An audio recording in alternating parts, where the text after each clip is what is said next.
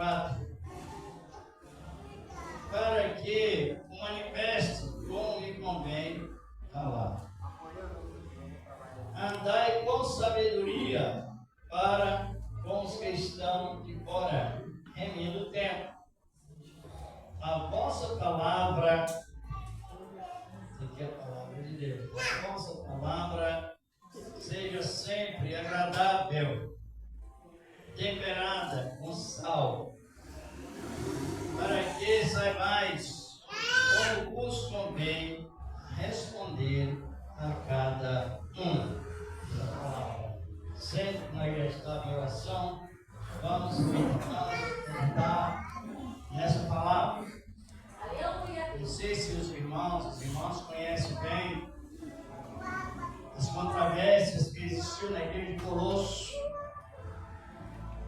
Elas submetiam sobre algumas cerimônias da lei, agora na época da graça. Elas eram muito, a igreja estava muito chegada a cultuar anjos, sem definir a especificação e aquela prática. Está no capítulo 2.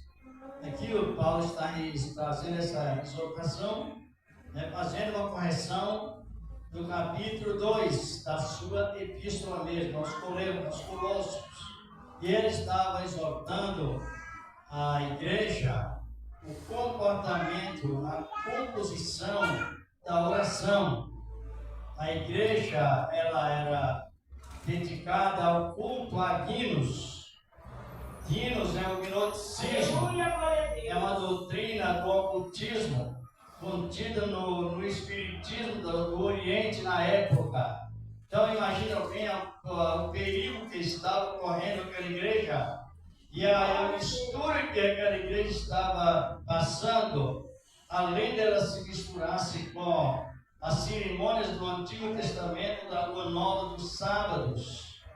E também a igreja ela se rendia muito à filosofia. Capítulo 2, versículos 8 e 9, ele está exortando a igreja para ter cuidado com filosofia. O que é isso?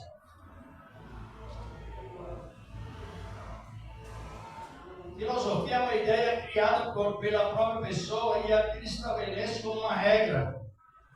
São pensamentos que a pessoa distribui para que o seu ego seja satisfeito, seja feito, assim por diante. E o povo se rendia, ao invés de olhar na palavra, eles estavam mais visados na filosofia. A filosofia, ela traz uma distorção plena na palavra de Deus e desvia a pessoa, não desvia da fé, mas desvia da essência da fé. Qual é a essência da fé? É uma fé sem mistura, assim por diante. Lá no capítulo 2, versículo 18, nós vemos a exortação de Paulo. Ninguém domine seu bel prazer com se metendo em culto dos anjos, e assim por diante, por causa dos sábados e das boas novas, que ainda irão de vir como um reparo da antiga lei, assim por diante. Mas tudo isso resumia apenas em algo que não teria proveito algum. O que eles precisavam era o que mesmo nós vemos, perseverar em oração. Fazendo o que mais? Isto. Perseverar em, mas velando nela, ou seja, perseverança em ação de graças. A palavra, ela vem de presente, disponibilidade, benefícios, por amor, por ter desejo de haver benefício, ser bem sucedido, assim que ele estava referindo. Perseverar em oração, velando nelas com ação de graças. Paulo estava preso, perseguido por amor à palavra de Deus, em Cristo, E ele, por ser um apóstolo por excelência, mas a humildade estava presente porque ele pediu oração da igreja. E ele diz, orando também por mim, para que eu possa ministrar a palavra como me convém falar. Os irmãos podem avaliar que através da oração abre a porta da palavra, abre a porta do quê? Porque a oração é a maneira de nós buscar a Deus, quem sabe? Aleluia, glória a Deus. Mas em que área? Sabedoria.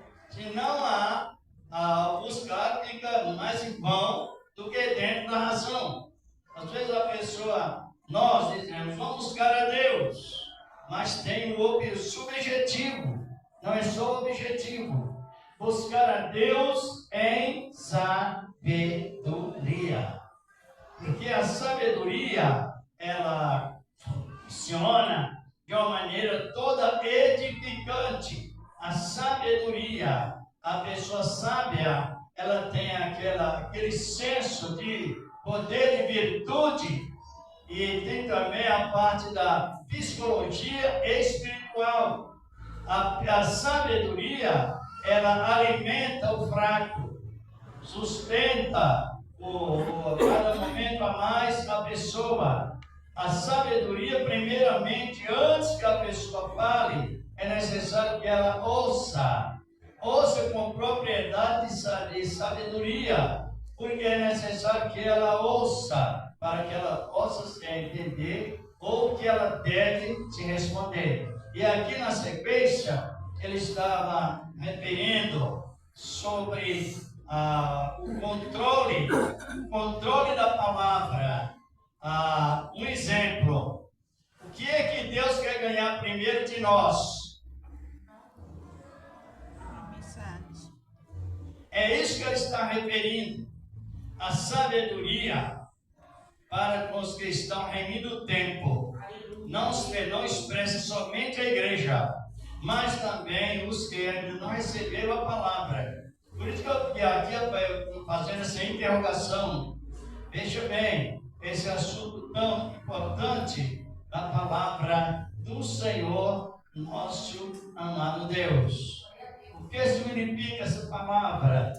A palavra que aqui está falando, andai com sabedoria sobre os que estão de fora, remindo o tempo. Eu fiz a pergunta em cima desse versículo. O que é que Deus quer ganhar de nós? Em primeiro lugar, amizade. Está compreendendo? Amizade. Ainda hoje cedo estava comentando no culto de oração lá no Jardim Santo André, demonstrando que Jesus queria ganhar das pessoas e que Ele quer ganhar, que Ele pretende levá-lo a ganhar. Ele defrontou-se, não confrontou, mas defrontou-se, encontrou frente com três tipos de pessoas. Três tipos. Foi homens, mulheres e jovens. E todos aqueles três grupos eram pecadores. Aí isso está no capítulo 15 de Lucas. Todos aqueles grupos eram pecadores. Homens pecadores, mulheres pecadoras, jovens pecadores. Então Cristo usou o equilíbrio. E primeiramente, Ele propôs enganar aqueles pecadores o quê? Amizade. Isso é para nós hoje, porque o campo da missão é nossa. E depois da oração, nós temos que fazer o que Jesus mandou, dedicar na palavra, buscando sabedoria. Para o homem pecador, ele chamou de ovelha perdida. A mulher pecadora, ele classificou como pérola preciosa que fica perdido. E para os jovens, ele identificou como filho perdido, filho pródigo, desesperado, desiludido, enquadrado na lei, enquadrado na pena de morte. Agora ele chamou de arrependido. Por quê? Aqueles povos que estavam naquele grupo do capítulo 15 de Lucas, vocês já leram, não é? Não. Todos eles eram pecadores. estava ouvindo Cristo, a fonte da sabedoria. Então, naquela expressão, Cristo ganhou, aquelas almas, ganhou o que primeiro? Amizade.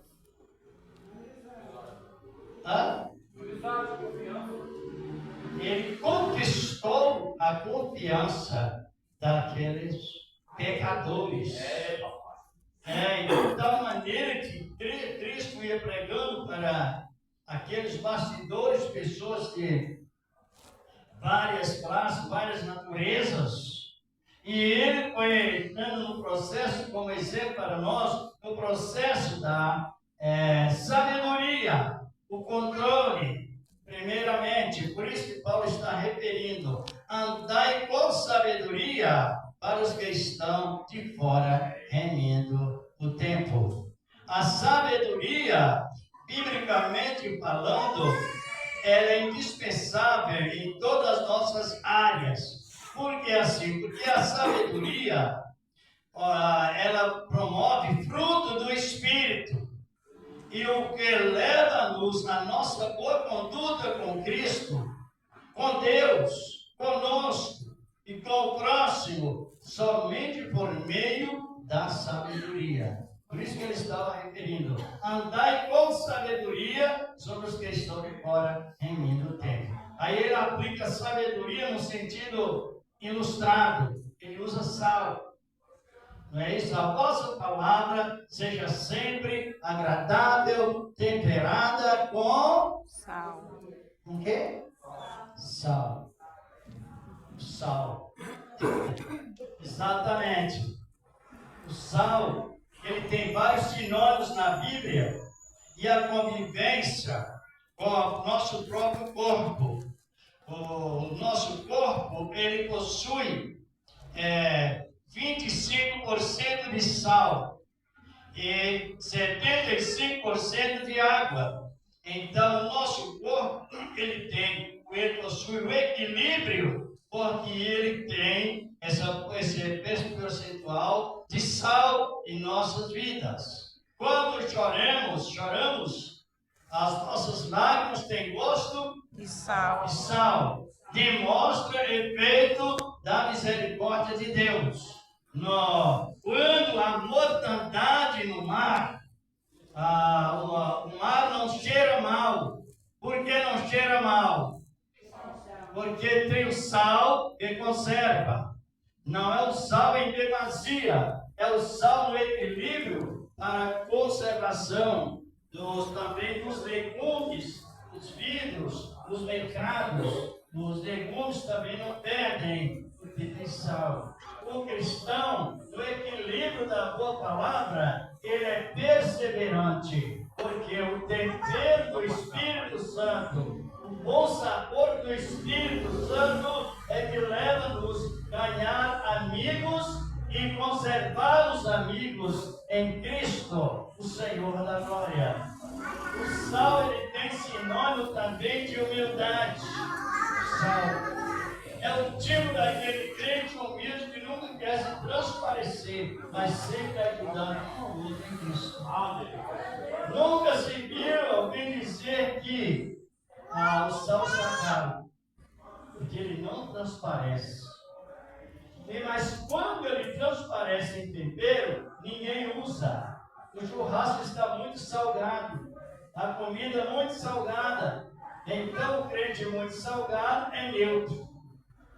Não serve para nada, a não ser justamente para neutralizar a vida e não transmitir o sabor da palavra de Deus. O sal, ele também a palavra, ela tem uma origem de sal. Sal significa salário. Quem sabia? Não sabe. Isto, principalmente na corte romana, os romanos, eles trabalhavam e recebiam uma quantia de sal como salário para fazer as suas compras. A palavra sal de salário. A palavra sal deriva-se de salário. E o sal sendo controlado contribui para o galardão. Jesus disse: eis que eu venho sem demora 5, o meu salário, quem tem o sal controlado, tem salário, galardão de ser conservador da palavra de Deus. Aleluia! Nós somos sustentadores da verdade. O mundo está da maneira que está, mas o mundo não está inteiramente cheirando mal, porque aqui na terra tem a igreja como sal da terra.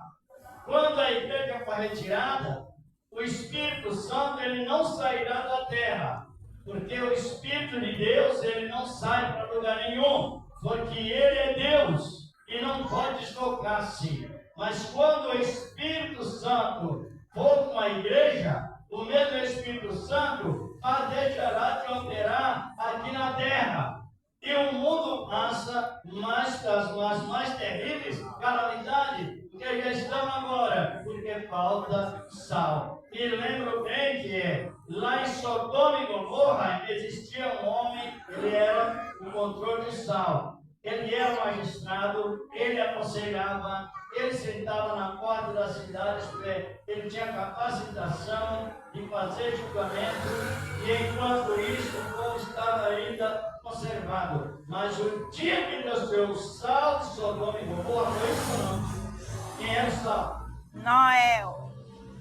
Quem? Noé. Não é Ló, não? É Ló?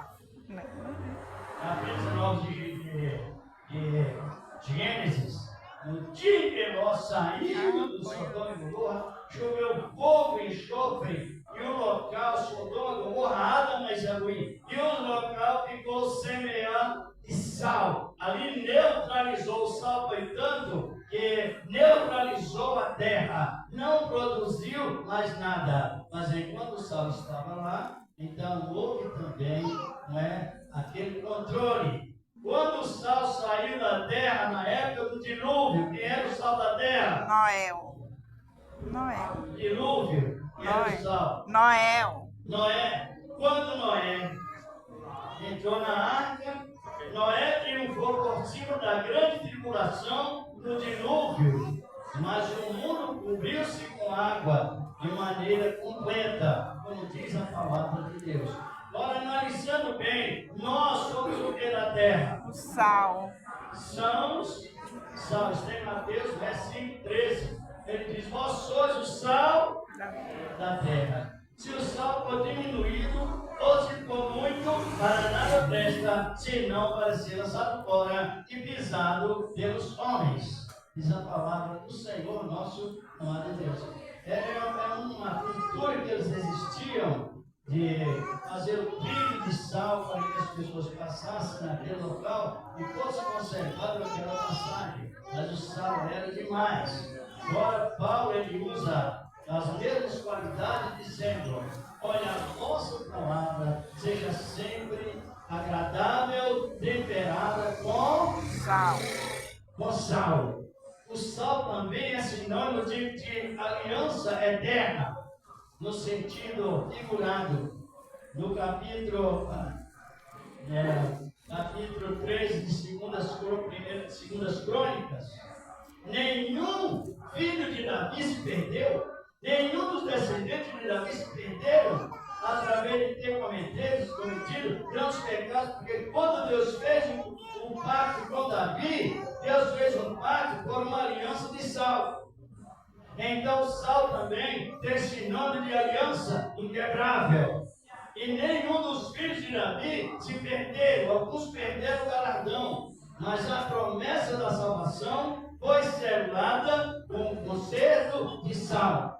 Que significa a palavra de Deus, ela tem a sua conservação e ela é permanente nessa palavra. O sal também tira a esterilidade.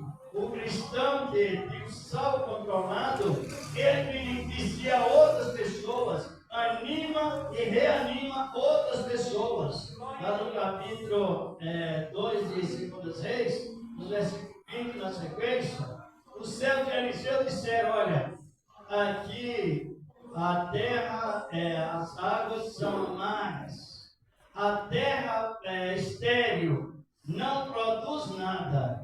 e as águas são amargas. Nem até desfrutamos da colheita e nem podemos tomar água, porque as águas são amargas e a terra é estéril.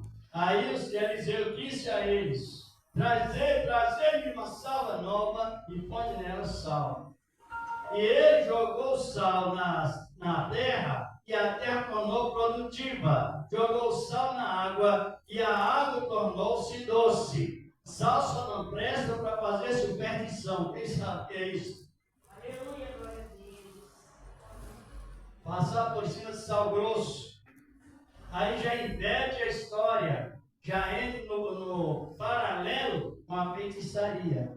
Mas o sal ele é usado justamente para demonstrar as qualidades das pessoas. O sal ele tem esta convivência com todo o significado que nos traz a palavra de Deus.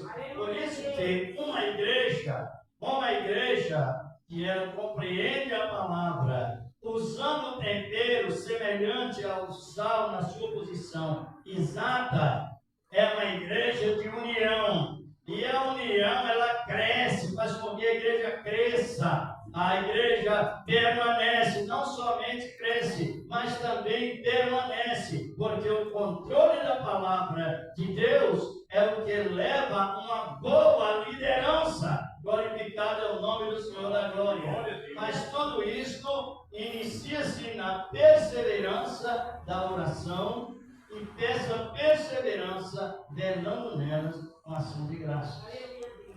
A oração, ela precisa ser feita no Espírito Santo.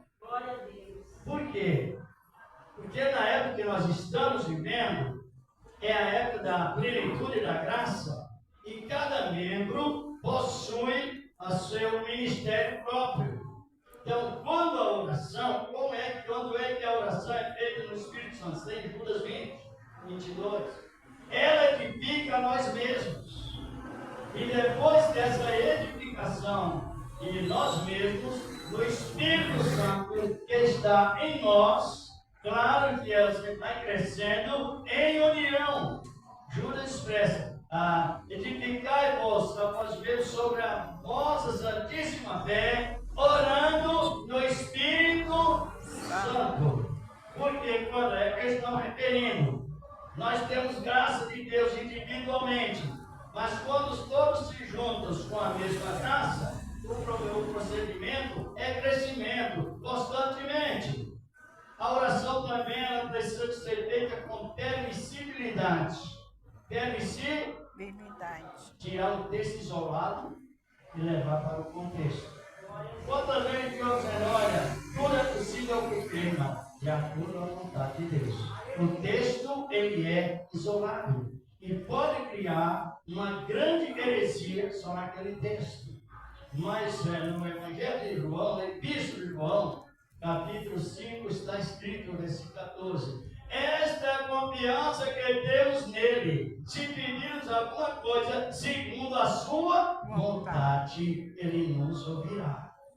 Então, a oração precisa que seja aplicada com a atitude da submissão, e é o Espírito Santo de Deus que leva-nos a submeter ao Senhor nosso Deus.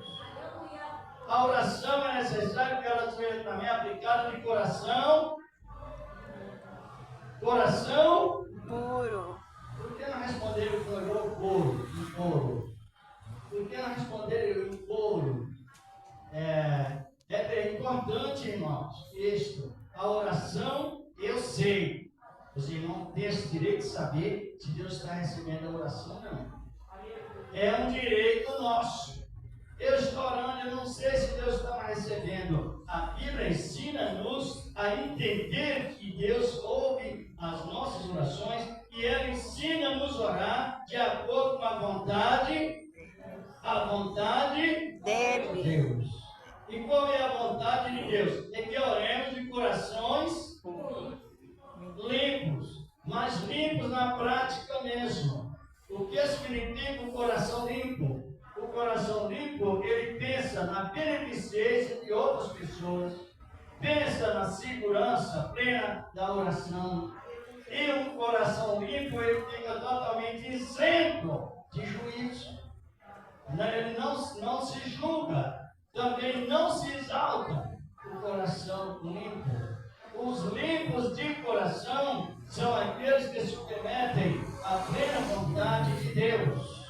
E a oração ela é ligada lá no trono da graça, quem sabe? Por que ela é feita no Espírito Santo e com um coração limpo?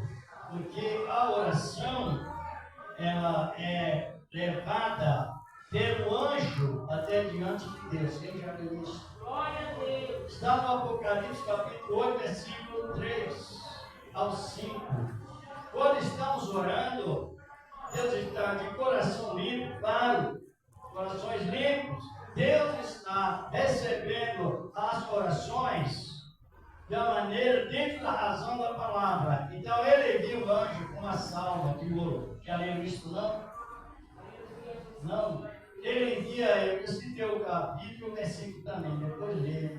Então haverá 2 vezes no Apocalipse, mais vezes encontramos os homens e mulheres de Deus orando com um coração limpo e o anjo de Deus levando, misturada com as lágrimas e também o incenso do Antigo Testamento. Os homens que de coração, corações limpos, também ofereciam incenso. E aquele incenso era cheiro suave perante Deus. Aí as orações feitas de coração limpo, o anjo de Deus acolhe aquela oração e leva para Deus diante do trono de Deus. E o que fará aquela oração? A justiça de Deus trabalha em cima daquela oração, porque Ele não dá uma honra para alguém, ao que persevera, Ele tira a honra, Ele pede para garantir aquilo que Ele deu, a oração. A oração também, como estamos referindo, ela é feita com permissibilidade. E é isso. Por isso que um coração limpo, você vai orar. E já na decisão, se Deus quiser assim, está bem. Se Ele não quiser da maneira que estou pedindo, está bem. Isso significa que a oração do Espírito Santo leva-nos a servir a Deus pelo que Ele é. Pelo que Ele é. Por que Ele é? Porque não coloca Deus à prova. Por isso, está compreendendo? Está cheio de pessoas, às vezes o contrário, dizendo e contradizendo. Se Ele quiser, Ele é Deus. E se Ele não quiser, Ele já fez tudo por nós. Tudo. Não falta nada que Ele não fez, porque Ele nos salvou, nos deu fôlego de vida e nos mantém salvos exclusivamente por meio da sua graça. Então, esta oração que a Bíblia ensina, a oração, nas palavras da oração modelo. Qual é a oração modelo? Pai Nosso. Quem sabe orar o Pai Nosso? Sabe? Todo mundo sabe, não é? Pai Nosso que está no céu, santificado. O que mais? Venha, nós. Venha. Não tem venha nosso. Sabia? Não tem venha nosso. Porque venha nós, você está pedindo uma coisa que já tem. O reino está entre nós. Agora o reino do milênio ainda não chegou. Esse ainda há de chegar e devemos orar a Deus pedindo que a sua vida se aproxime de acordo com a sua vontade e que o reino dele aqui na terra venha depressa, ou o mais depressa possível. Por isso que lá na frase do capítulo 6 de Mateus, versículo 9, e o versículo 10, primeiramente está escrito assim: venha o teu reino, e não venha a nós. E é um acréscimo da igreja romana, da igreja pagã, que ensina a pessoa, às vezes, a inverter o assunto da Bíblia. Agora, a nossa oração, já encerrando esse trabalho tão importante, a nossa oração, ela precisa, vou repetir as mesmas palavras, quem ora tem que ter certeza que Deus está ouvindo. Tá? Por causa do quê? Da permissibilidade de Deus. A permissão a nós sermos permissivos a Ele. E sendo permissivo a Ele, eu sei que Deus está ouvindo a minha oração. Que eu estou orando para Deus colocar a sabedoria na vida de cada membro, na posição que Ele ocupar. Então eu tenho certeza que esta oração, ela é aceita ou não? Eu estou orando, ou nós estamos orando com essa liberdade. Nós estamos orando em favor das famílias dos servos de Deus e também em favor daqueles que não são família. Então nós sabemos que a nossa oração está sendo agradável diante do Senhor nosso amado Deus. Nós estamos também orando, pedindo ao Senhor da glória que Ele nos conserve salvos. E Ele se agrada, porque Ele falou, que ordenou, que pedimos a conservação da salvação, e é o primeiro plano de Deus. Primeiro plano de Deus, que conservemos os salvos. E resumindo, ele expressa, não é? Pedir dá, se usar. Pedir o quê? O que devemos pedir? Já aprendemos nesta noite, pedir sabedoria. Está compreendendo? A sabedoria, ela tem qualidades acompanhantes. Eu vou encerrar com essa leitura aqui, se os irmãos quiserem acompanhar, acompanhem. Mas se não, vou encerrando aqui, passar para o irmão Carlos. É aqui em Tiago 3, versículo 17, analisando bem a necessidade que temos de pedir a Deus esta sabedoria. Ela vem acompanhada com um conjunto de boas qualidades, boas obras. Vamos ler uma palavra mesmo. 17. E as irmãs acompanham. A sabedoria espiritual primeiramente Uma, depois pacífica, duas, moderada, três, tratável, quatro, cheia de misericórdia, 5, de bom fruto, 6, sem parcialidade 7, e sem hipocrisia. 8. Só no potencial da sabedoria, apenas simples, somente nesse versículo, encontramos quantas qualidades? 8. Pureza de mente, isenção de malícia. A malícia é má. Julgar a pessoa sem saber o que está falando. A sabedoria quem é sábio é educado, porque ela é tratável. Quem é sábio, ele é dado ao perdão. Sabe o que é dado ao perdão? A palavra dada ao perdão é o que Jesus fez. Vinde a mim os cansados e oprimidos, eu vos perdoarei todos. Ele é dado ao perdão, é oferecido ao perdão. O cristão, cheio de sabedoria, ele também é dado a perdoar o irmão.